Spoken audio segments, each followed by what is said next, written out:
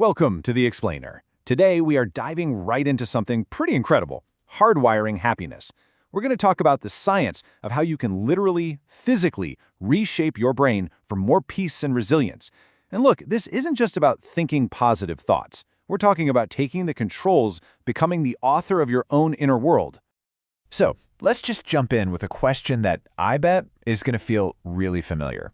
Think about your day. You get 20 things right, but one little thing goes wrong. Now, fast forward to tonight. You're lying in bed. What's replaying in your head on a loop? It's always the mistake, right? But why is that? Well, the answer isn't that you're broken. It actually lies in this fundamental feature of our brain's operating system, something scientists call the negativity bias. And I really want to be clear about this. This is not a personal flaw. It's not something wrong with you. It's actually a survival mechanism that's been hardwired into us over millions of years. It's basically a leftover from a time when being on high alert for threats was, the difference between living and not living. Neuropsychologist Rick Hanson has this perfect way of describing it. He says the brain is like Velcro for bad experiences. They just stick. But for all the good stuff, it's like Teflon. The good experiences just slide right off and they barely leave a mark. I mean, just think about it from an evolutionary point of view, right? For our ancestors wandering around, missing a tiger lurking in the bushes, well, that was game over, fatal. Missing a beautiful sunset? Not so much. So what happened? The brain evolved to be really good at overestimating threats and, you guessed it, underestimating opportunities. This amazing survival tool is what now creates this thing called paper tiger paranoia in our modern lives. It's why we react to a passive-aggressive email with the same panic as if we're facing a saber-toothed cunt. Okay, but here's where it gets really good. This is the incredible news. That default setting, that negativity bias, it is not permanent. You can actually literally rewire your own brain. So how does this work? The whole mechanism is captured in this core principle of neuroscience. Neurons that fire together, wire together. What that really means is that every single thought you have, every emotion you let yourself linger on for a moment, it's physically sculpting your brain. Those fleeting mental states, they become lasting neural traits. And the fancy scientific name for this amazing power is experience-dependent neuroplasticity. It's just the brain's incredible ability to change its own structure based on what you experience. This is it. This is the mechanism that gives you the power to consciously design a brain built for peace. And we see this in the real world. A perfect example is London taxi drivers. I mean, to memorize the thousands of insanely complex streets in London, they physically grow a larger hippocampus. That's the brain's memory center. They are literally building brain structure through repeated mental effort. And guess what? The exact same principle applies when we're talking about building happiness or calm or resilience. Okay, so that's the what. Now for the how. How do we actually do this? How can we consciously use neuroplasticity to push back against that negativity bias? Well, the key is a super simple practice called taking in the good. It's a really straightforward three-step process. First, you have a positive experience. You can either just notice one that's already happening, or you can intentionally create one. But here's the crucial part. You then enrich it.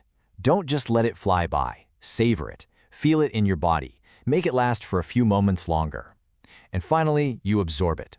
You really consciously sense it sinking into you, becoming a part of your neural wiring. And how long you do this for is absolutely key. To move an experience from just a fleeting, short-term memory into an actual, lasting piece of neural structure, you've got to hold it in your awareness for 15 seconds or more. Seriously, that's the difference between just having a nice moment and actually building a new piece of your brain. So what's going on in your brain when you do this? Chemically, what's happening? Well, this focused attention on the good actually boosts the release of dopamine, which basically acts like a big save button for your brain. It's sending a signal to your neurons that says, hey, pay attention, this is a keeper, remember this one. You're literally training your brain to get better at spotting and recording the good stuff. So what's the big picture here? What's the end goal of all this practice? It's really about learning how to shift your brain's whole operating system from what we can call a reactive red brain state to a more responsive, calm green brain state. And the difference between these two states is, well, it's night and day. The red brain, that's our ancient survival mode. It's when we feel unsafe, dissatisfied, disconnected. It's when our nervous system is basically hijacked by stress. The green brain, on the other hand, is our natural home base. It's where we feel safe, satisfied, and connected to others. It's where we can truly thrive, not just survive. And let's be real, staying stuck in that red brain state, it comes with a pretty steep price tag. Not only does it just feel awful emotionally, but it actually impairs our ability to learn and think rationally. It can even lead to self-medicating behaviors. Over time, it creates what scientists call allostatic load, which is basically the gradual wear and tear on your body that weakens your immune system and your cardiovascular system. All right, so how can we make this taking in the good practice even more powerful? We can get specific, we can personalize it. Because here's the thing, when it comes to our inner world, not all positive experiences are created equal. The core idea here is that you have to match the medicine to the illness. It's just like how you need vitamin C to cure scurvy, not vitamin D, not iron. You need the specific psychological antidote for your specific challenge. You know, trying to fix a deep feeling of inadequacy by just racking up more achievements, it's like taking iron pills for scurvy. It completely misses the point, and it just doesn't work. So this little chart can help you figure out what you actually need.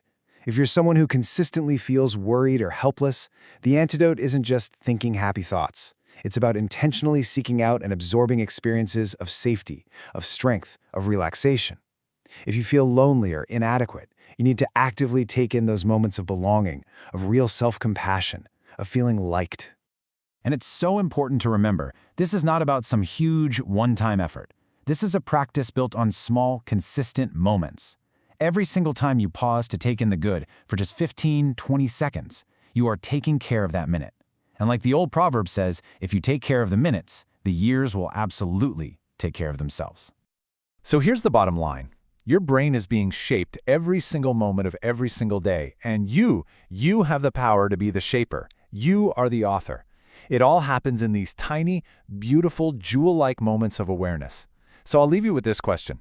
What's one small jewel, one little moment of ease or connection or gratitude that you can consciously weave into the fabric of your brain today?